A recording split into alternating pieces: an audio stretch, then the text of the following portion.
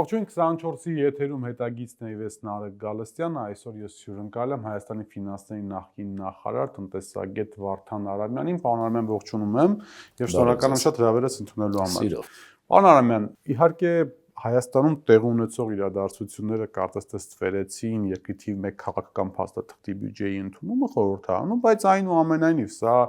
այլևս կատարված փաստ եւ իրողություն է եւ 2026 թվականի համար փաստորեն մեր տնտեսական աճը բյուջեով նախատեսվում է 5.4%։ Ես ինչի եմ այս տոկոսներից խոսում, սովորական մարդկանց համար միգուցե տոկոսները այդքան ոչինչ չեն ասում, բայց որպեսզի համատական բերենք 22 թվականի ուկրաինական դեպքերից հետո Հայաստանի տնտեսական աճը ավելի այսպես ակտիվ ու արագ է զարգանալ։ Հիմա երբ որ մենք նայում ենք այդ կորելացիան, ինչ ենք տեսնում, սա ինչի մասին է այս տարվա բյուջեն։ Նախ շնորհակալություն հարավերի համար, եթե խոսք գնաց տնտեսական աճից, Նարեկ, ես կարծում եմ այս տարի ոչ թե 5.2%-ով մենք տարին կփակենք, այլ մի փոքր ավելի բարձրով։ Կարծում եմ 6%-ից շրջանակներում կլինի, ու արդեն մենք ունենք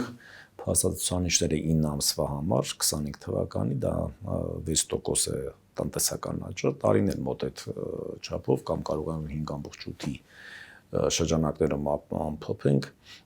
Իսկ դա նշանակում է, որ 2026 թվականին դեռևս պահպանվում են այն ռիսկերը, որ ես անընդհատ կրկնում եմ, որ տնտեսական աճի խորքային կառուցվածքը խարխուլ է, խնդիր ունենք մենք այդտեղ, պետք է ուշադրություն դարձնենք։ Եվ ի՞նչն է խնդիրը, դա տնտեսական աճի կառուցվածքն է։ Օրինակ, եթե մենք 25 թվականի կառուցվածքը նայենք, 6% տնտեսական աճը բավականին բարձր ցուցանիշ է։ Մենք ունենք հունվար-հոկտեմբեր տնտեսական ակտիվության ցուցանիշը 8% տնտեսական ակտիվության ցուցանիշ ունենք։ Հիանալի է, շատ լավ բարձր ցուցանիշ է, ես ես անկեղծ ասեմ, բայց պետք է նայենք կառուցվածքը, ինչի հաշվին է մեր տնտեսությունը այդպես, ինչպես ասում եք, բուռն կերպով աճում։ Կապիտալ շինարարության 20%-ից ավել մենք ունենք կապիտալ շինարարություն, ընդ որում դրա Ինչը ռիսկային է։ Գերակշիռ մասը, այո, դա բնականին շինարարությունն է։ Ռիսկային է, գիտեք ինչի համար, որովհետև ինքը տնտեսագիտական աշխարհում տեսություն կա, կոչվում է demand pull economic growth, պահանջարկով քաշվող տնտեսական աճ։ Ինքը ինչով է։ Մյուս տնտեսական աճի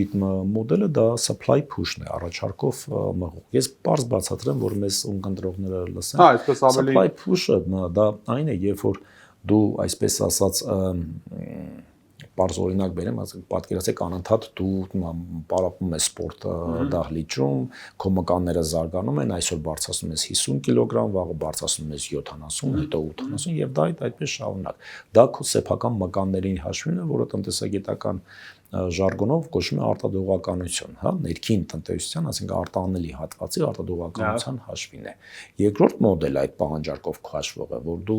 անընդհատ այդ 50 կիլոգրամը, հետո 70 կիլոգրամը ոչ թե բարձրացնում ես քո մկանների հաշվին, այլ քո ընկերներ, բարեկամները գալիս են կողքից քեզ անընդհատ օգնում են, որ բարձրացնես այդ ծանածողը, բայց երբ որ նրանք չքանում են, այդ ծանածողը ընկնում է քո պարանոցին, որովհետև իրականում քո հնարավորությունը 50 կիլոգրամն է։ Դա դիմանդ փուլն է։ Ես ճիշտ եմ հասկանում, որպեսզի բանալի։ Մենք օրինակ ես հիմա եթե հետադարձ եմ կատարում, մենք էլի տնտեսական ակտիվություն բավական ունեինք եւ աճ ունեինք 2000-ական թվականներին շինարարության հաշվին, ու հետո եղավ համաշխարհային տնտեսական ճգնաժամը, մեր մոտ ամեն ինչ կանգնեց ու մենք բավական խնդիրներ ունեցինք։ Այսինքն ձեր ասած այդ սխալ կառուցվածքը կամ ոչ ճիշտ կառուցվածքը վերաբերում են հենց այսպիսի երևույթներին։ Բացատրեմ ինչու համար, գիտեք, որովհետև այն ժամանակ էլ պատկերացրեք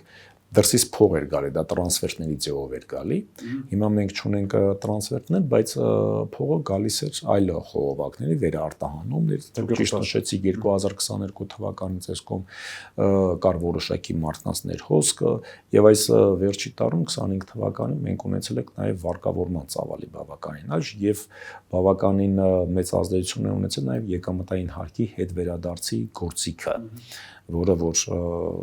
իհարկե 2018 թվականից ես ասում եի, որ դա պետք է դադարեցնենք եւ հիմա քանի ժամանակն է պետք է դա հրաժարվենք, իհարկե մի փոքր հապաղեց կառավարությունը, քանի որ ավելի շատ նա ամբողջահաճո հակված է այդպիսի հայտարարություններ անել։ Դե ասած ինչ $1 միլիարդ չափ հետ ենք տվել, ասացին 18 թվականից հետո միայն եկամուտ։ Այո, պատկերացրեք, եթե օրինակ կան համացանցում իմիջիայլոց այդ տեսագրությունները, երբ որ դա կարծեմ 2018 թվականն էր, այն ժամանակ բյուջեից հետ էր տրվել ընդամենը 8 միլիարդ դրամ նարեկ։ Եվ այն ժամանակ ես մեկ միջոցառման ժամանակ ես ձեր գործընկերներին հարցազրույց տվեցի, ասի քան պետք է շարունակել նախկին կառավարության այն ժամանակ ես ինքս եմ այդ հայտարարությունն արել, որ առաջինը պետք է զսպաշապիկ հագցնենք, հետո հրաժարվենք, որպեսզի չգայթակղենք շինարարներին գնան մտնեն այդ ոլորտը։ Եվ իհարկե կառավարությունը այս մյուս կողմից էլ ներողություն պարոն Արամյան ընդհատելու համար, մյուս կողմից էլ դրա շնորհիվ բազմաթիվ մարդիկ տանտեր են դառնում։ Ստոպ, այդտեղ պետք է զգուշավորություն ցույց տանք, Նարեկ ջան։ Ես այդտեղ ովքեր են այդ տանտեր դարձողները, հասկանում եք։ Ես կարծում եմ, ինչն է գիտեք կառավարության ընդհանրապես տնտեսական քաղաքականության մեջ ներգրավված կառույցների համար առաջի մարտահրավեր ամբողջ աշխարհում գիտեք ինչն է։ Դա որ 1% տնտեսական աճից հարաբերականորեն են ավելի շատ օգտվում են միջին եւ բարձր եկամուտով մարդիկ, քան թե ավելի ցածր եկամուտով մարդիկ։ Եվ ինչ է սա նշանակում։ Սա նշանակում է, որ եթե կառավարությունը չմիջամտի, պետությունը չմիջամտի, կամաց այդ բևեռացումը կխորանա եւ ամեն ինչ կգնա կուտակվի ընդամենը քո հասարակության ենթադրենք 1 կամ 2%-ի մեջ։ Սա շատ վատ երևույթ է։ Շատ վատ երևույթ է, դա կոտրում է քո տնտեսական ողնաշարը, սոցիալական անարդարություն եւ այլը, չհաշված, որ այդ կապիտալի հետևը կանգնած մարդիկ դառնում են անկառավարելի։ Իհարկե, որպեսզի դա շտկվի, պետությունները միջամտում են եւ հարկման քաղաքականության, ծախսման քաղաքականության միջոցով դա փորձում են ուղղեն, հա, անջարկի կորը, այսպես ասած, կուղղահայաց է դառնում, եթե չես միջամտում։ Եթե մենք հիմա նայենք ինչ է տեղի ունեցել, գիտեք, նախ այդ եկամտային հարկը, որ սխալմամբ ասում են դային վճարած եկամտային հարկն է հետ տալի, դա կեղծ է, որովհետև իրականում երբ որ մարդը վճարում է եկամտային հարկը, այդ պահից հետո իր պարտավորությունը կատարված է համարում եւ այդ փողի սեփականատերը պետությունն է։ Դա բոլորիս ընդհանուր վճարած հարկն է։ Եվ երբ որ պետությունը արդեն հետ է տալի ինչ-որ գումար, ինչ-որ բանաձևով, դա իրականում սուբսիդավորում է։ Իսկ ովքեր են այդ սուբսիդավորողը վերցնողները, հիմնականում վերցրեք նայեք ցուցանիշներից, ես վստահաբար ասում եմ, 92 եւ ավել տոկոսը դա ունևոր խավն է։ Այն մարդիկ, որոնք ունեն առնվազն 1, 2, 3 միլիոն դրամ աշխատավարձ, նրանք են հիմնականում այդ հիպոթեկով վարկեր վերցնում։ Այնտեղ կգտնենք ընդհանրապես շատ չնչին տոկոս, որոնք որ իրապես կարիքավոր է։ Ինչ է ստացվում։ Տեսեք 2026 թվականին կառավարությունը արդեն 102.8 միլիարդի չափով, եթե չեմ սխալվում,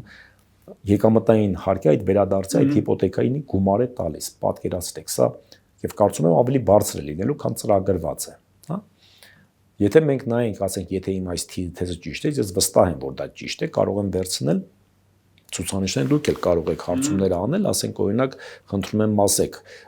հիմնականում եկամտային հարկի այդ օգտվողների միջին եկամուտը ինչքան է, կամ բարձ հաշվարկ կարող եք անել, չունենալ այդպիսի վերլուծություն։ Գիտեք, կամ բարձ հաշվարկ կարող եք անել, չէ, երևում է օրինակի համար, ովքեր են ՊԿ ունի այդ տեղեկատվությունը։ Ես վստահաբար ասում եմ, 90%-ից 90-95%-ից ավելը դա ունևոր խավն է։ Ես մեկ անգամ այդպիսի վարժություն արեցի, օրինակ 55 միլիոն դրամանոց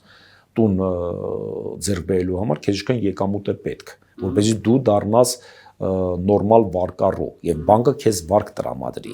Հասկանում եք, դուք առնվազն մոտ 2 միլիոն դրամի շրջանակներում պետք է ունենաս։ Բայց եթե բանը մենք խոսում ենք մեծ ընտանիքի մասին, ասենք 6 հոգանոց ընտանիքի մասին, ապա դա բայց 6 հոգանոց ընտանիքը նարեք մոռանում եք, որ ունել 6 հոգանոց ծախս։ Մոռանում եք դրա մասին։ Դրանք նույն ձևով ում պետք է ունեն ուտել, հագնվել, չէ՞ որ բանկը դա հաշվի առ։ Ես դա իմ հաշվարկների մեջ հաշվի առել եմ։ Լավ, պարոն Արամյան, դրա հետ մեկտեղ հիմա հարցի մի ուրկալ կերպ մոտենանք, հա։ Ըստ ձեզ կառավարության իրականացրած կապիտալ շինարարությունը, որը Նիկոլ Փաշինյանը չթաքցնենք, իր նախընտրական ծրագրի հիմնական հարվածային ուժերից մեկը դարձնելու է, այդ կարծեմ 500 մանկապարտեզ, 300 դպրոց, թվերի մեջ խառնում եմ ներողություն, բայց ակնհայտ է, որ ինքը պետական բյուջեի միջոցներով Հայաստանը վերածել, այսպես կարելի ասել, շինարարական հրապարակի։ Հիմա երբ որ մենք նայում ենք այդ կա այդպիսի վերլուծություն, թե որքան է պետական հատվածը իրականում կա, աճի եւ որքան է մասնավոր։ Կապիտալ շինարարության մասին տեղեկանքը, որը ամեն ամիս հրապարակում է ազգային վիճակագրական ծառայությունը, ինքը տալիս է կապիտալ շինարարության հիմնական աղբյուրները որտեղից են, հա, մասը դա մասնավորից է, այդտեղից ենք նաև դատողություն անում, որ կապիտալ շինարարության 20%-ից բարձր աճի գերակշիռ մասը դա բնականային շինարարություն է, որտեղ դա մասնավորի եւ բնակչության միջոցների հաշվին է գնում, հասկանում եք, եւ դրա հաշվին բնականաբար ուր է գնում է հիմնականում բնականային շինարարությանը։ Եվ ինչու համար է մենք խոսեցինք տնտեսական աճի խնդրի մասին, ինչու համար է դա խնդրալուց, որովհետեւ բնակարանը Նարեկ ջան հաջորդ տարի քո տնտեսության հնայի ստեղծմանը չի մասնակցում։ Դա երկարաժամկետ սպառման ապրանք է քո բնականը։ Եթե մենք լինեինք օրինակ туриզմի գերազանցության կենտրոն, ինչպես օրինակ, չգիտեմ, Իսպանիան կամ ասենք Մալդիվները կամ Էմիրությունները կամ նույն Հունաստանը, ես միգուցե կասեի, այո, այդ բնակարանները կարող են ենթադրեն վարձակալության տրվեին տուրիստներին եւ դրանով ասենք մենք արտահանում կունենայինք ծառայությունների, բայց մենք այդպեսին չենք, ասեմ ավելի մեր մոտ արտագաղթը շատ ավելի բարձր է, քան ներգաղթը իրականում ցուցանիշները թե նայում ենք։ Հիմա եթե հետ են գալի ձեր այդ ասած խնդրին, կա կապիտալը պետք է փաստենք, որ կապիտալ ծախսերի աճ, չհաշված 26 թվականը, որ 100 միլիարդով կրճատվում է, հա, 65 միլիարդով կրճատվում է ներողություն։ Իրականում կապիտալ ծախսերը եւ հնայի մեջ եւ անվանական արդյունքով աճել են։ Դպրոցատնաշինություն, ճանապարհաշինություն այդպես եղել է։ Բայց որտեղից է գալի աղմուկը հասարակության անդամների մոտ։ Ես դա միշտ ասում եմ, գիտեք, որովհետեւ հանրային ֆինանսների մեջ կա մեկ կարևոր դրույթ, դա ասում են, որ այդ ծախսերի արդյունավետություն, որ ասում են, ծրագրային բյուջետավորման թեզն է, որ կարևոր չի, թե դու քանի ճանապարհ ես սարքում կամ եթե քանի դպրոց ես սարքում։ Դա ինչ որ մի ժամանակ 6 տարի, 20 տարի կամ դպրոցների դեպքում բնականաբար սերունդների ավելի երկարաժամկետ է, ճանապարհի դեպքում ավելի կարճաժամկետ է, հա։ Նա պետք է բերի ֆիզիկական մշակութային եւ քո կյանքի որակի փոփոխության։ Հասկանում եք, եւ դրանք կոչվում են արդյունքային ցուցանիշներ։ Անգլերեն 3 տեսակի ցուցանիշներով է չափում քո ծախսերը, դա performance, output եւ outcome ինդիկատորներն են։ Հիմա ինչ ենք նայում, ես օրինակ եմ բերում ասենք ոստիկանությունը կամ սոցիալական ոլորտը, հա, վերցնեք ոստիկանությունը, ինչ են նայում մարդիկ, այդ բան, ասում են լավ, ոստիկանության ծախսերը աճել են, նորմալ է։ Ես օրինակ ինքս մարդիկ երբ որ քննադատում են, ես այդպես քննադատաբար չէի մոտենա, որտեղ իմ համար կարևոր չէ այդ ծախսերի աճը, իմ համար շատ կարևոր է, թե արդյունքում դա ինչի հանգեցրեց։ Իսկ մենք տեսնում ենք օրինակ 19 թվականի ես ցուցանիշներն էի նայում ոստիկանության ծախսերը շուրջ 62 միլիարդ էր եւ այնտեղ պետք է գումարենք մենք նաեւ փրկարար ծառայությունը մոտ 9-8 միլիարդ էլ փրկարար ծառայություններ, հա, մոտ 72 միլիարդ ծախս ենք անում նախատեսել 2019 թվականին, 2025 թվականին դա 105 միլիարդ է, հա, աճը 40-46%-ից ավել է։ Բայց մենք ունենք 19 թվականից հետո, այո, բայց հիմա պետք է նայենք օրինակի համար հանցագործությունների թիվը, ցուցանիշը, ինչ է տեղի ունեցել մեզ մոտ։ Չէ՞ որ ես իմ համար, ասենք, այն մեքենաները շքեղ, որ ոստիկանությունը ձեռք է բերում կամ ենթային դա աշկ է շոյում, բայց դա իմ համար դա քիչ է ինձ հետարքնում։ Իսկ պետք է հետարքրի, թե դրա արդյունքը ինչ եղավ, այո։ Իսկ մենք ցուցանիշներով մենք որ նայում ենք, եթե չեմ սխալվում, 19 թվականին մեզ մոտ շուրջ 26000 է եղել, 26000, այո։ 2024 թվականի վերջով արդեն մենք 40000-ից ավել հանցագործությունների թիվ ունենք։ Ես նայում եմ օրինակի համար հունվար-հոկտեմբերը հանցագործությունների թիվը եւ նախորդ տարվա նկատմամբ 9% աճ ունենք։ Հասկանում եք, անընդհատ աճում է մեր հանցագործությունը, այսինքն ոստիկանության վերածված փողը մեծանում է, արդյունքները ավելի նույնը նաև սոցիալական ոլորտում, հա, ասենք մենք անընդհատ աճ ենք ունենում, բայց նայեք, ծնելիությունն ընկնում է, մահացությունները աճում են, արտագաղթը աճում է, սոցիալական, հասկանում եք, ցուցանիշներն են կարևոր։ Նույնը կարող ենք մենք բերել ճանապարհների մասով։ Լավ, ճանապարհները մենք սարքին հոյակապ է, դա լավ է։ Տնտեսական էֆեկտը ինչպեսի, եթե դու ճանապարհ ես սարքում, բայց միևնույն ժամանակ անվտանգության խնդիրներ կան, որտեղ այդ ճանապարհի գլխին կանգնած են ադրբեջանական զորքերը, որը յուրաքանչյուր բան որքանը մենք խոսենք մենք չէ իրենք։ Հա, ասենք, չէ, մենք բոլորս ասենք խոսենք հաշտության կամ խաղաղության մասին, փաստը մնում է փաստ, որ ռիտորիկան Ադրբեջանի չի նվազել։ Ես ինքս լսում եմ տարբեր աղբյուրներից, նույն եթե բացեն օրինակ ադրբեջանական մամուլ, այնտեղ բավականին շատ է։ Դա ընդամենը 2 օր առաջ ասաց, որ արևմտյան Ադրբեջան եւ նույն ձևով, այսինքն դա նշանակում է, որ այդ ռիսկը կա։ Դա նշանակում է ամեն դեպքում յուրաքանչյուր տնտեսվարող, եթե քիչ թե շատ մտածող բանն է, բնականաբար ադրբեջանական դրոշի տակ անցնելով այդ ճանապարհը չի տա, կնախընտրի այլ ճանապարհ, շրջանցելու ճանապարհ, որը որ ավելի մեծ օգուտ։ Իդեպ ճանապարհների մասին, պարոն Արամյան, նաև մեծ բան է, ընդհանրապես ոչ միայն Նիկոլ Փաշինյանի կառավարության նորոգ։ Ես ինչ հիշում եմ Հայաստանի 30 տարվա ընթացքում արտաքին պարտքի աճը ներքաղաքական պոլեմիկայի առարկա էր։ Ինչ հիշում եմ, ինչ հիշում եմ պարլամենտում արտաքին պարտք վերցրեցիք, պարտքարի, սա պետք է մեր սերունդները տան, մյուսը եւ այլն եւ այլն։ Բայց այս վերջերս մի այլ բան տեղ ունեցավ։ Նիկոլ Փաշինյանը հայտարարեց, որ արտաքին պարտքը այդքան աճել, ասա զենք են գնացի առ, ինչ եք ուզում, զենք ենք արտաքին պարտքով զենք են կարել։ Ես ուզում եմ այդ բանը հասկանամ, էլի, այսինքն այսօրվա մեր ունեցած արտաքին պարտքը, մեր տնտեսությունը, մեր ունեցած հնարավորությունները, սրանք որքան են մեկը մյուսին ավելի սպասարկող եւ համահունչ, այսպես ասեմ։ Որտեղ ես կարամ ամիսը 20 միլիոն վարկե վճարեմ, եթե այդքան ինքամ ունենամ։ Ապրեք։ Ամենակարևորը ես ինձ դա եմ ուզում ասել, գիտեք, պարտքը իրականում նախ առաջի սխալը, որ թույլ է տրում, երբ որ խոսում ենք անվանական ցուցանիշների մասին, եւ քննադատների եւ կառավարության անդամների, օրինակ, լսած կլինեք, միշտ կառավարության ղեկավարը հակված է ասել եւ բոլորը աննախադեպ խոսքն է օգտագործում։ Իսկ ինչու՞ էկոնոմիկայի մինիստրը ամեն երկրորդ բառը աննախադեպ է ասում։ Ամենամեծ սխալը որտեղից է գալի, որտեղ նրանք հողում են կատարում անվանական ցուցանիշներին, բայց ես ձեզ վստահեցնում եմ հիմա, եթե հաջորդ կառավարությունը գա 5 տարի հետո իր հավաքած հարկերը լինելու են աննախադեպ։ 2005 թվականին հավաքագրված հարկերը եղել են աննախադեպ նախորդ բոլոր տարիների նկատմամբ։ Հասկանում եք, ասելս ինչի մեջ է, եթե քո տնտեսությունը աճում է, այսինքն չկա շոկ որևիցե, որը եղավ 2009 թվականին, հա, այլ հավասար պայմաններում։ Տրամաբանական է եւ քո եկամուտները եւ քո ծախսերը աննախադեպ են լինելու նախորդ տարիների նկատմամբ։ Սա իմիջայլոց։ Դե մարդկային կյանքն էլ այդպես, պարոն Արամյան։ Այո, 10 տարեկանում դու աննախադեպ ավելի շատ ես ծախսում, դրա համար ես օրինակ անվանական ցուցանիշները չեմ սիրում օգտագործեմ, որովհետեւ 2 միլիոն դրամի վարկը շատ է, թե քիչ ինձ համար։ Պետք է նայենք, փող ունեմ ստանալ։ Այո, ինչքան եկամուտ ես ունեմ, եւ ասենք ինչ եմ անում, երկու հարցի պետք է պատասխան, այդ գումարը ես ինչ եմ անում, եւ երկրորդը այդ գումարի հետ վերադարձման համար որքան են իմ եկամուտները։ Եթե իմ եկամուտները շատ ցածր են, բայց այս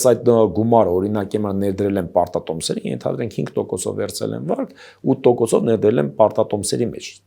Օրինակը մի քիչ կարող է տեղին չլինել, բայց կարող են լինել ընդհանուր բիզնեսի մեջ կամ ինչ-որ մի բանի մեջ, հա, վերցել է հիմնական, ասենք, տարածք է գանել, որը որ վարձակալությամբ է տալի եւ ավելի բարձր եկամուտ է բան։ Այդտեղ խնդիր չկա։ Սա արդեն ծախսման արդյունավետության մասին է։ Եկամուտների մասով պետք է նայենք, օրինակ 2 միլիոն վարկ է վերցրել, բայց իր եկամուտները ամսական ենթադրենք 1.5 միլիոն դրամ է։ Բնականաբար շատ հեշտությամբ նա իր ծախսերն էլ հանած կմարի։ Հիմա այդ տեսանկյունից ցուցանիշներ կան, հա, որոնք որ պետք է ուշադրություն դարձնեն։ Դա պարտքնա ցուցանիշն է, պարտքի կառուցվածքի ցուցանիշն է, տոկոսավճարներ ընդհանուր ծախսի ցուցանիշներն են եւ ընդհանուր դինամիկան են, հա, սպասարկման հնարավորություններն են, քո ընթացիկ ծախսերի մեջ եւ այլն։ Բավականին շատ ցուցանիշներ կա, որոնք նայում են։ Ինչ է հուշում մեզ ընդհանուր պարտքի այո ցուցանիշը։ Մենք ունենք այդտեղ եւ լավ լուր եւ վատ լուր։ Լավ լուրը այն է, որ չի ասի, որ մեր պարտքնա ցուցանիշը այսօր խիստ վտանգավոր է, որովհետեւ մեր պարտքնա ցուցանիշը 50%-ի շրջանակներում է, ամեն դեպքում դա չի ասի, որ զարգացող երկրների համար դա անհաղթահարելի ուժ է կամ հնարավոր չէ, որ մենք դա սպասարկենք, հա։ Վատ լուրը նա է, որ մեր պարտքնա ցուցանիշը սկսած 22 թվականից վատանում է։ Այս դրանով է պայմանավորված, որ ֆինանսների նախարարությունը երկու ոտքը դրել է մի կոշկի մեջ եւ 26 թվականի բյուջեն ավելի պահպանողական է, ավելի զսպված բյուջե է ներկայացրել։ Իդեպ ես շատ դեպքերում միշտ այս թեզը ուզում եմ հնչեցնել, շատ են ֆինանսների նախարարության ծանաբեռնում մի հարցով, որը որ ֆինանսների նախարարությանը չէ, դա կառավարությանն է։ Հա, ասենք օրինակ ես օրինակ բերեցի, ոստիկանությունը կամ սոցիալական ոլորտը կամ նույն առողջապահության ոլորտը, հասկանում եք, ասենք դրա պատասխանատուն դա կառավարությունը պետք է պատասխան տա, թե ինչու հարկատուների փողերը անարդյունավետ է օգտագործում եւ ոչ թե ֆինանսների նախարարությունը։ Ֆինանսների նախարարությունը պատասխանատու է ֆինանսական կառավարման համար։ Կամ օրինակ կարծում եմ ֆինանսների նախարարությունը ճիշտ է արել, որ ներքին պարտքի կշիռը բարձրացրել է, որտեղ ամեն դեպքում այնտեղ նստած մասնագետները ռիսկեր են տեսնում տնտեսական կառուցվածքի մասին։ Իդեպ դրա մասին բավականին մանրամասը հենց բյուջեի բացատրագրում նրանք նշում են ռիսկերի բավականին մեծ լուրջ բաժին կա։ Ամփոփեմ միտքս Նարեկ ջան, այսինքն մենք ռիսկերը որտեղ ենք ռիսկերը ավելի շատ կուտակված են ոչ թե պարտքի կառավարման մոդելի մեջ, այլ դրա տակը իրական տնտեսական աճիտ կառուցված կառավարության թափթփված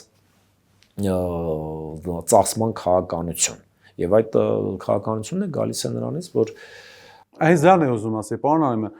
կարող ենք ունենալ հետեւյալ պնդումը միգուցե շատ քաղաքական է իմ գնահատականը դուք կարող եք փոխանցել դա տնտեսական գնահատականի որ Հայաստանի բյուջեն մեծ հաշվով դարձել է Նիկոլ Փաշինյանի քաղաքական այսպես ամբողջահաճո գործողությունների սպասարկման միջոց այն բարձ պատճառով, որ չգիտեմ, ինքը միտեղ ինչ-որ բան խոստամա դա անպայման անում է առանց հաշվի առնելու կամ ինքն է նախաձեռնում դառնում առանց հաշվի առնելու, ասենք,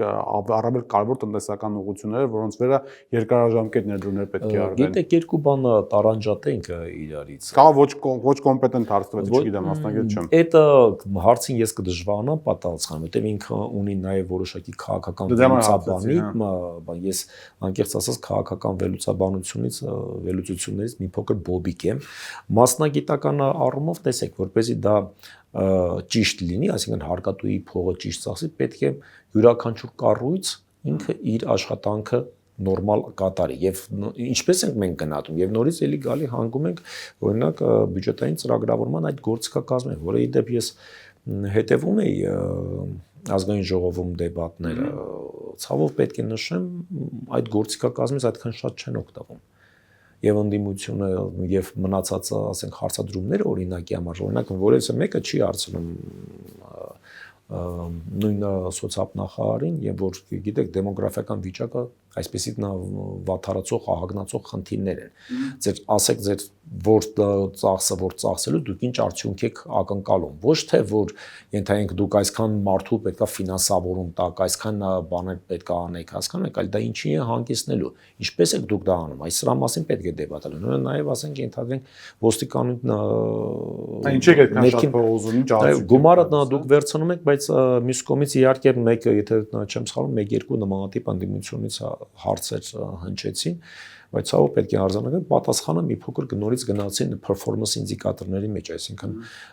թե ինչ են արել կատարողականների, ընթացիկ կատարողականների մեջ եւ ոչ թե արդյունքային ցուցանիշների մեջ։ Իսկ արդյունքային ցուցանիշներից արդեն հնչեցրեցի։ Մենք ունենք հանցագործությունների կատաստրոֆիկ աճ 2018 թվականից այս կողմ, եթե իհարկե մարդիկ ասում են, որ գիտեք 18 թվականներին հանցագործությունները չէին գրանցում, ասում շատ լավ, 18 թվականին 20,000-ի կարգի էր եղել, վերցրեք 19 թվականին, 26,000 կարգի է եղել 19 թվականին, թեպետ արդեն 1 տարի պատտվել է, ենթադրենք ամբողջությամբ գրանցվել է այդ հանցագործությունը, բայց նույնիսկ 26-ի նկատմամբ մենք ունենք բավականին լուրջ աճ, 50%-ից ավել մենք աճ ունենք հանցագործությունների եւ սա դրա մասին պետք է խոսել են այո Պարանը մի այլ թեմա կա մի քիչ հին թեմա է բայց ուզում եմ էլի այսպես ասած թարմացնեմ ինչ առումով որտեղ փիլիսոփայական վեճ ընդդիմություն իշխանություն չգիտեմ գիշեր կամ հետեւեք թե չէ դպրոց թե գործարան բանավեճ սկսվեց ուրեմն մեր ձևովի կոորդինատոր Նարեկ Կարապետյան եւ օրվա իշխանության էկոնոմիկայի մինիստրը եւ այլն եւ այլն։ Մեկը ասում էր, որ ավելի լավ է, չգիտեմ, այդտեղ գործարան միած սարքել, հետո դպրոցի բերել, մյուսը ասում էր, այ դու տես սերունդների վրա խաչես քաշում ես անում։ Փիլիսոփայական մոտեցումը ո՞րն է ավելի ճիշտ, միգուցե երրորդ բանն է ավելի ճիշտ։ Գիտեք,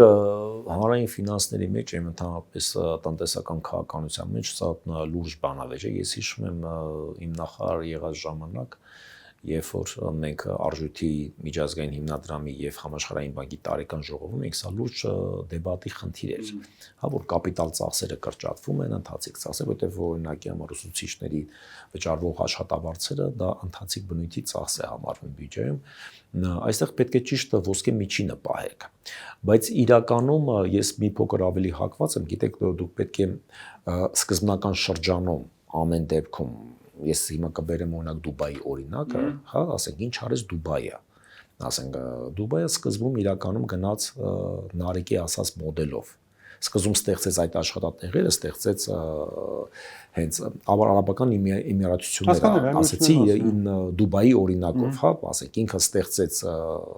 ֆինանսական կենտրոն, բերեց հիմնականում դրսից մասնագետներ, երկրորդ փուլով Արսեն, այսօրվա դրությամբ Արաբական Էմիրությունները բավականին լուրջ ներդրումներ է կատարում կրթության ոլորտում։ Եվ բազմաթիվ մարդիկ եթե դուք հիմա նայեք, ասենք օրինակ այն ժամանակ ինքը առաջնային շատ մեծ ներդրումներ կա, կասեմ չէ։ Ինքը սկզբում հենց ստեղծեց աշխատատեղերի խնդիրը, որպեսզի կապիտալը գա եւ կապիտալով ինքը շատ ավելի մեծ ներդրում կատարի կրթության մեջ։ Այստեղ խնդիրը այն չէ, որ դու ամբողջությամբ պետք է կրթության ոլորտում կրճատես։ Ուղղակի առաջնահերթությունը դու ինչպես պետք է բանես։ Առաջնահերթությունը ճիշտ է, որ դու քո տնտեսությունը դու թափանիվը գցես ուղղության մեջ, որովհետեւ եթե դու այսօրվա դրությամբ միանգամից դա երկարաժամկետ ծախսեր անեք, հասկանում եք, կրթության հետ կապված ծախսերի առաջնային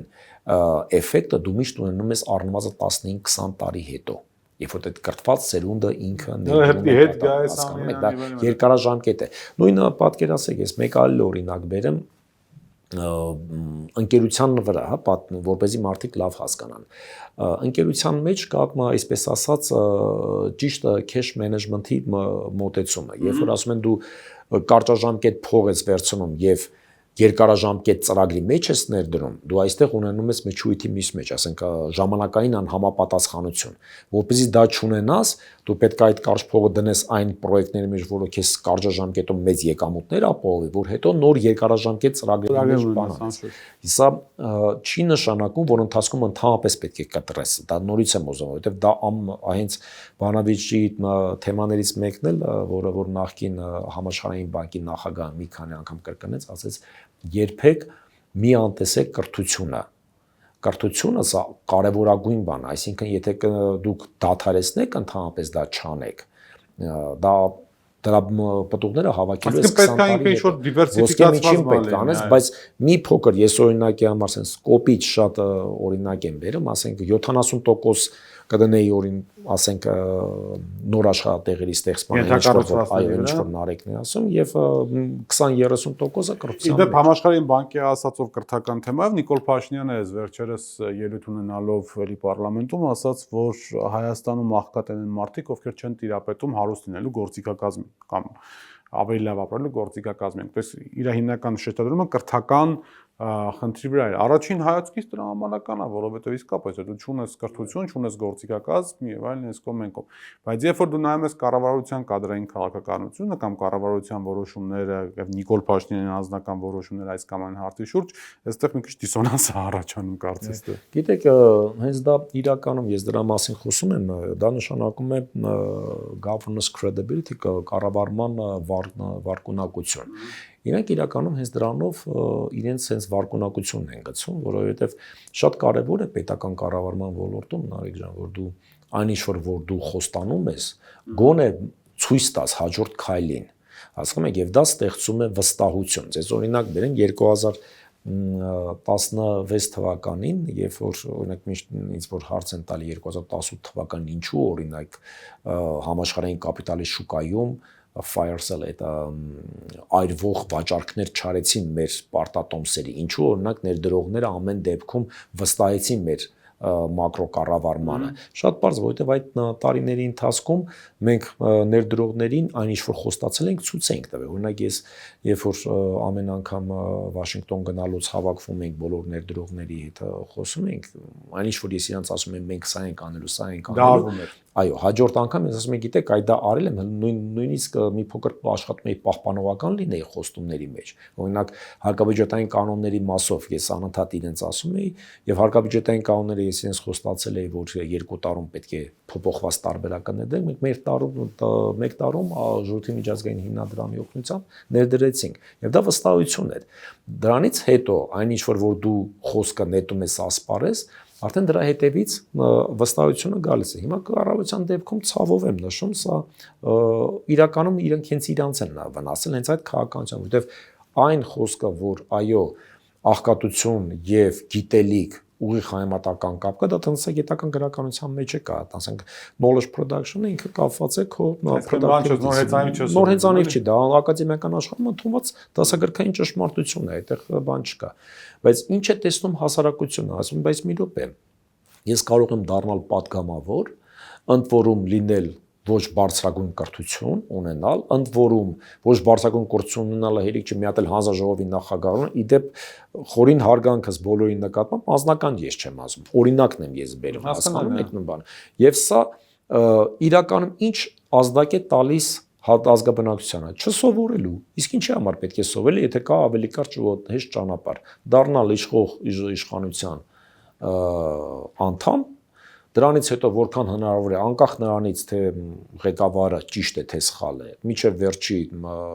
մկանի ծայրը դա առաջ տանել եւ վերջ քո համար բացված են բոլոր տնտեսական հնարավորությունները, ինչ թե պետք է կրթությունը։ Իդեպ ցավով եմ նշում, այդպիսի մասով ես համաձայն եմ հենց նույն այդ գործընկերու հետ, որ ազգային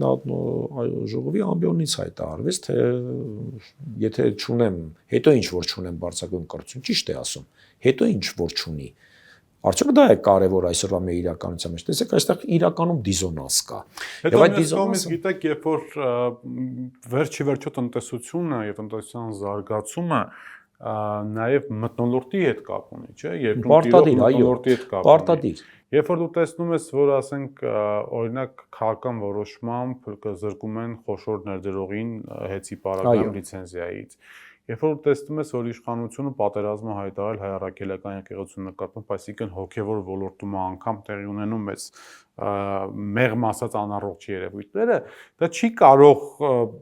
մարմնի մեկ այլ օրգանական հատվածից կամ կենսագործունեության մեկ այլ օրգանական հատվածի տնտեսության վրա որևիցե բացասական ազդակ կամ ազդեցություն չունենալ։ Գիտեք, նայեք, շատ լավ թեմա է հիմա բացում, ես ներդրումների տեսանկյունից ասեմ, ժամանակին լավ գործընկեր ունեի, հիմա չգիտեմ ինքը համաշխարհային բանկում է թե չէ, Ռոբերտո Կորոչանո, մեկ աշխատություն ուներ, The Marriage կոչվում էր, փսակադրություն, ամուսնություն, թվում է թե ինքը ամբողջությամբ տնտեսագիտական էր։ Ինչ էր դա թեզ, ասում էր, որպեսզի դու կարողանաս դրսից հարց բերես, դու դեռևս պետք է քո եղած կանանց հետ չբաժանվես։ Այդ ինքը տնտեսագիտորեն, որտեղ դա ասած շատ վատ է բանը։ Իմաստը հետեւյալն է, որպեսզի դու կարողանաս արտաքին ներդրող բերես, դու քո ներքին ներդրողներին պետք է փայփայես։ Իսկ այսօր մենք ինչ ենք տեսնում, այդ արշավը, որ սկսվել է, ընդ որում մենք առաջի գործարքը ունեցել ենք 23 թվականին, 22-23 թվականին, կհիշեք, դա հենց ձեր տաղավարում մեկ անգամ ես դրա մասին ասի, որ այդ անթափանցիկ գործարքը խոսքը Քաջանի պղնձամոլիբդենային կոմբինատի երբ որ 15%, հետո եւս 6% եւ հասցվեց այդպես մինչեւ 20% տելեկոմունիկացիաներից դա տեղ ունեցավ, որ հետո այո, բոլոր ընկերություններում կարծես դա դարձավ խաղի կանոն, որ կառավարությունը պարտադիր ոչ թափանցիկ կարգով պետք է փայ ունենա։ Սա առաջի ապտակներ օտարերկրյա ներդրողների, իսկ վերջին, այսպես ասած, դագաղի վերջին մեխը դա բնականաբար արդեն հեծի նկատմամբ արշավներ, որը որ եթե ամբողջը մի կողմ դնենք, գիտեք, այսօր եթե երկրորդ կուրսի ուսանող ֆինանսիստի հարցնեք, ինչպիսին է մենեջմենտը մեկ ընկերությունում, առաջի հերթին նա ինչ է նայում, նա նայում է ֆինանսական ցուցանիշներին, ընդ որում աուդիտ անցած ֆինանսական ցուցանիշներին, որոնք որ հավաստել են, որ այդ ֆինանսական ցուցանիշները ճշմարտացիորեն արտացոլում են իրականությունը։ Եվ ինչ ենք մենք այնտեղ տեսնում, այլ հավասար պայմաններում ասում ենք վատ կառավարումը, եթե երկու ընկերություն եք գտնում, այնտեղ է որտեղ որ վնասաբեր է ընկերությունը։ Երբ որ շահութաբերը, հիմա նայում ենք նույն հեծը միջև Սամվել Կարապետյանի թիմի ստանցնումը եւ դրանից առաջ RAO-ES-ի ժամանակ նախորդ տարիները հայտնի բիբինի չէ, դա չեմ այո, դուք վերցրեք նայեք ցուցանիշները, դա հրապարակային է, հեծիր կայքում ունեք 9 միլիարդ, 8 միլիարդ մինչև 2009 թվականը վնասներով էր աշխատում։ Հենց դա էլ վնասներով պետք է փակեր ազգաբնակչությունը, դրա համար սակագներ էին ճշգրտվում։ Ինչ տեղի ունեցավ 14 թվականից հետո 9 միլիարդ, 9-8 միլիարդ, եթե չեմ սխալվում, վնասից հետո 14 թվականին, 15 թվականին միանգամից կրկնակի ավել շահույթով աշխատեց հեծը։ Հեծը միջև 24 թվականը, 25 թվականը մենք դեռ ամփոփած չունենք կտեսնենք, 24 թվականի վերջից աշխատել է շահույթով։ Բացառություն է կազմում 1 տարի, 20 թվականը, որը գիտենք, հայտնի պատճառներով պանդեմիա, պատերազմ եւ այլն, հասկանում եք։ Եվ ուր են գնացել այդ շահույթները, վերցնում նայում ենք կանխիկ խոսքերի աղյուսակը, վերցնում նայում ենք այնտեղ 3 բաժին կա կանխիկ խոսքերի գործառնական գործունեությունից շահույթ ներդրումային եւ ֆինանսական։ Ներդրումային գործունեությունից նայում ենք, տեսնում ենք բավականին մեծ ներդրումներ է կատարել հիմնական միջոցների ձեռքբերման ժամանակ։ Այսինքն ընկերությունը այդ շահույթը նույնիսկ դիվիդենդը սեփականատերը դիվիդենդ չի բաշխել։ Ընդհանրապես 1 տարում է 10 տարիների ընթացքում 1 տարում է դիվիդենդ բաշխել։ Ընդ որում եղել են տարիներ, որ շահույթը 20-30 միլիարդ է կազմել, հասկանում եք։ Հեծի հետ կապված արդեն ամեն ինչը ստակ է, պարզ է, այնքան է խոսվել արդեն ու ակնհայտ է, որ պետությունը բավական մեծ գումարներ է վճարելու սեփականատիրոջը այս բայի քաղաքական որոշման հետևանքով։ Ես մի քիչ հոգևոր անվտանգության եւ որոնք մենք բոլորս ենք վճարելու։ Մենք բոլորս ենք անշուշտ վճարելու։ Դե պարզ է, Նիկոլ Փաշինյանը երկրպանից չի վճարելու։ Ես մի քիչ նաեւ հոգևոր անվտանգության տեսանկյունից եմ ուզում խոսել, տնտեսություն, հոգևոր անվտանգություն։ Գիտեք,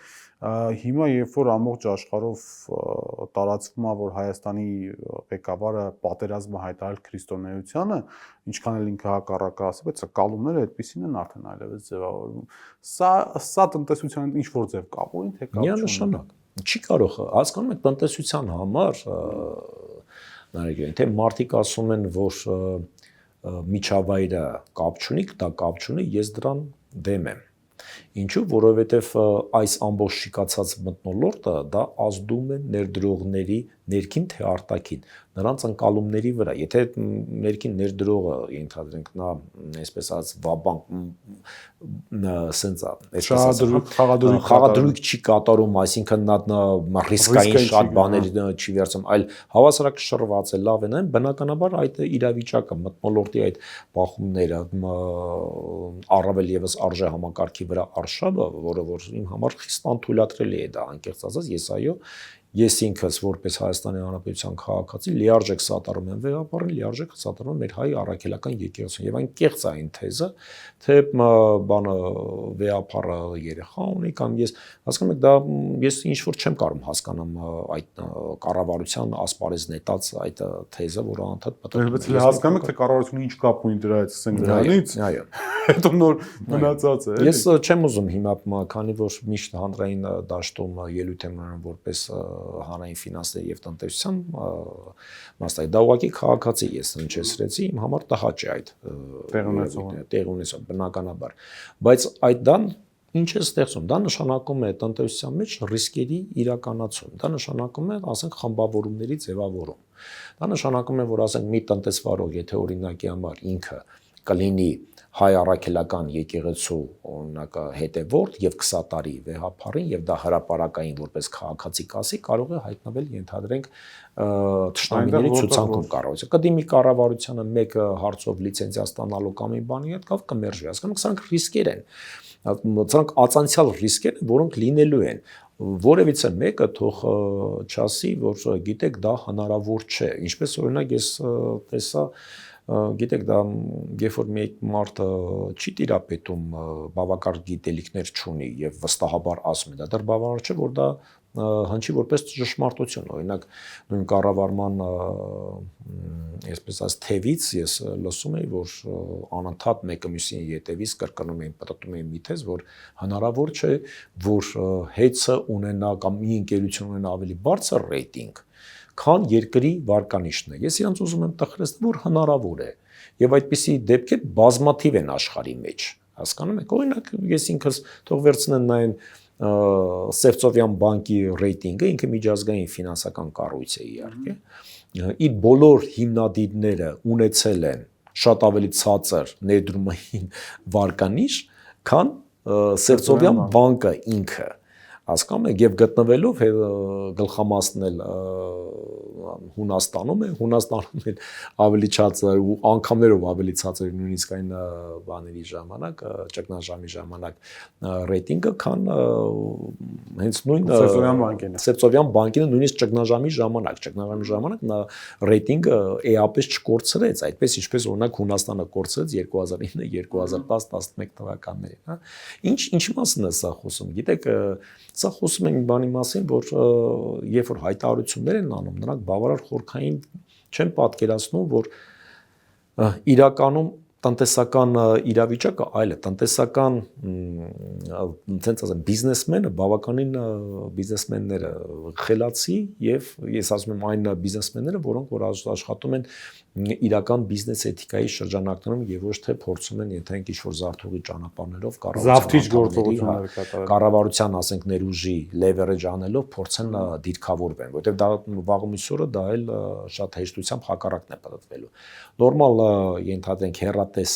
բիզնեսները սովորաբար դա կընդունեն որպես բացասական երևույթ։ Պարոն Արամյան, վերջին հարցը պրակտիկայի հետ կապված չէ, կարծում որ Հայաստանում ներդրվում է արատավոր պրակտիկա սրանով, որ պայմանական եթե ես վաղը գամ իշխանության, պայմանական ասում են ման հավակնություն չունեմ, բայց պայմանական եթե ես գամ իշխանության, առաջին գործս պետք է լինի ինձանից առաջ ղեկավարի վերաբաշխած խոշոր բիզնեսները այլևս իմ ձևով վերաբաշխելու առաքելությունը։ Գիտեք, դա ամենավտանգավոր պրակտիկան է իրականում, որը ձևավորվում է։ Ինչու, որովհետև ինչ որ մի պահից Նարեկ պետք է գիծ քաշվի։ Ինչ որ մի ժամանակահատվածից, որովհետև երբ որ դու անընդհատ հետ ես գնում ու մեծ ռեսուրսներ ես դնում, ընդ որում հետ գնալ նայել կարելի է, բայց պետք է այդ դեպքում դու նայես մենակ բացառապես ամենախոշորները եւ ոչ թե ընկնես ամենամանրների հետևից, հասկանում եք, ինչը որ այսօր մենք գիտենք, այսօր տոննաներով քննչական մարմիններում գործեր կան, խեժքննիչները չեն հասցնում դրանց ետևից եւ սա հանրային ռեսուրսի վատնում է։ Իդեպ Նարեկ ջան, ես դա էլ եմ ուզում ասեմ, գիտեք, հանրային ֆինանսների կառավարման մեջ վատնումը մենակ նա չէ, որ օրինակ դու սխալ ծախս ես կատարում։ Հասկանում եք, վատնումը հենց տրադիցիոն կլասիկ դեպքի վատնումը, հենց նաև ու այսօր քննիչները ենթադրեն կարող են դու քննիչներին ամբողջ պետական այդ ապարատին ծանրաբեռնես եւ նրանց չէ որ այդ աշխատավարձը որ վճարում ես դու ինչ որ արդյունք ստեղծելու համար ես վերցնում եւ կൂട്ടակային ենթադրենք մոտ մի 100 միլիոն դրամ դու ծախսում ես ենթադրենք 15 միլիոն դրամի ռիսկ կառավարելու համար։ Սա վատնում է, սա տրադիցիոն վատնում է, հասկանում եք։ Եվ ել չասած, որ կա դրա մուլտիպլիկատիվ էֆեկտը, որտեղ այն մարդիկ, նույն պետական ծառայողը, երբ որ կանչվում է հարցաքննության, որտեղ գործող շատ մարդիկ կան, որոնք որ դեռևս ցածր պաշտոններում աշխատել են եւ եղել են ինչ-որ process-ների մեջ, հասկանում եք։ Չէ՞ որ 10 ժամ հարցաքննության մեջ պատասխանելը դա նաեւ իր աշխատաժամկից վերցնելը եւ դա այն արդյունքը, որ ինքը կարող էր այլ գործ անելով ստեղծել, չի անում։ Հասկանում եք, եւ սա հանրային ռեսուրսի վատնում է, որպեսզի մարդիկ լավ պատկերացնեն, ես միշտ այս օրինակը բերում եմ, նաեւ տարբեր խորհրդատվական բաների մասնակցելուց եմ ասում, օրինակ Նիդերլանդների, եթե չեմ սխալվում, 15 թվականն էր դա, պաշտպանության նախարարը հրաժարական տվեց զուտ ինչի համար նա գնումը կատարել էր ըստ օրենքի ամբողջությամբ որևիցե գումար սխալ չէր ծախսել, ի նկատի ունեմ սխալ, այսինքն մեջը կոռուպցիոն բաներ չկար, այո, բայց ինչ էր տեղի ունեցել, գնել էին ինքնաթիռներ եւ վերապատրաստել էին օդաչուներին, բայց այդ օդաչուները վերապատրաստվել էին այլ սարքավորումների վրա եւ նրանք ունակ չէին վարել այն գնված ինքնաթիռները եւ բնականաբար հաշվեկնիչ պալատը սա արձանագրեց եւ դա հանրային ֆինանսների վատնում էր եւ սա դուք հիմա այս օրինակը ես դուք հիմա պրիզմայով անցկացեք տեսեք հանրային ֆինանսների ինչպիսի վատնումներ կա Հայաստան այո շնորհակալ եմ շատ պարոն Արամյան ես եմ շնորհակալ ժամանակ գտնելու եւ մեզ հյուրընկալվելու համար իմ հյուրն էր Հայաստանի ֆինանսների նախկին նախարար Վարդան Արամյանը իսկ մենք կհանդիպենք մնացեք խաղաղությամբ